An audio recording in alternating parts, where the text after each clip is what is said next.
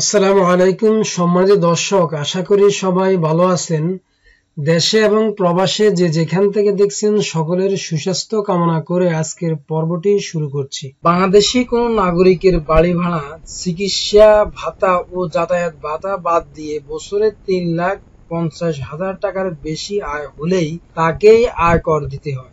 এই নিয়ম মেনে যারা করের আওতায় পড়েন তাদের সবাইকে বার্ষিক আয়কর রিটার্ন অবশ্যই জমা দিতে হয় প্রতি বছরের 30শে নভেম্বরের মধ্যে। তার সঙ্গে হিসাব করে কর পরিশোধ করতে হয়। তবে রিটার্ন দাখিল আর কর পরিশোধ দুটোই এক নয়। কোনো ব্যক্তির আয় যদি কর সীমা অতিক্রম না করে তাহলে তাকে কোনো কর দিতে হয় না, শুধু রিটার্ন দাখিল করলেই হয়।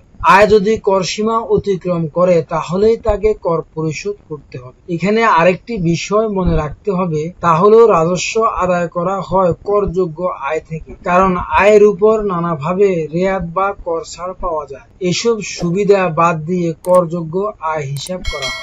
এনবিআর এর তথ্য মতে সরকারি মন্ত্রণালয় ও বিভাগ, সরকারি কোনো কর্তৃপক্ষ ও কর্পোরেশনে চাকরি করলে কোনো কর্মচারীর মূল বেতন যদি বছরের কোনো এক মাসে 16,000 টাকা বা এর বেশি হয় তবে ওই কর্মচারীকে রিটার্ন দাখিল করতে হবে। এর মানে হলো বছরে যে কোনো একবার মূল বেতন 16,000 টাকা স্পর্শ করলেই এনবিআর এর জালে আপনি পড়ে যাবেন। রিটার্ন দিলেও আয়ের উপর কর আছে কিনা তা সরকারি কর্মকর্তা বুঝবেন কিভাবে? সাধারণত 12 মাসের মূল বেতন, উৎসব বোনাস ও বৈশাখী বোনাস যোগ করে যদি 3,50,000 টাকার বেশি হয় তবে কর দিতে হবে। করের হিসাব গত বছরের জুলাই থেকে এ বছরের জুন মাস পর্যন্ত। প্রজ্ঞাপন অনুযায়ী সরকারি বেতন আদেশভুক্ত একজন কর্মচারীর সরকার কর্তৃক প্রদত্ত মূল বেতন, উৎসব ভাতা ও বোনাস করযোগ্য আয় হিসেবে বিবেচিত হবে।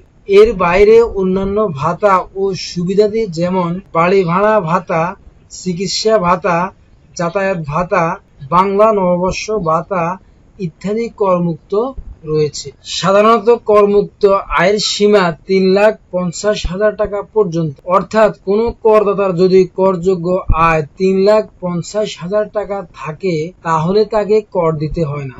এখন 3,50,000 টাকা পর্যন্ত আয় হলে আপনার করের হার হবে 0।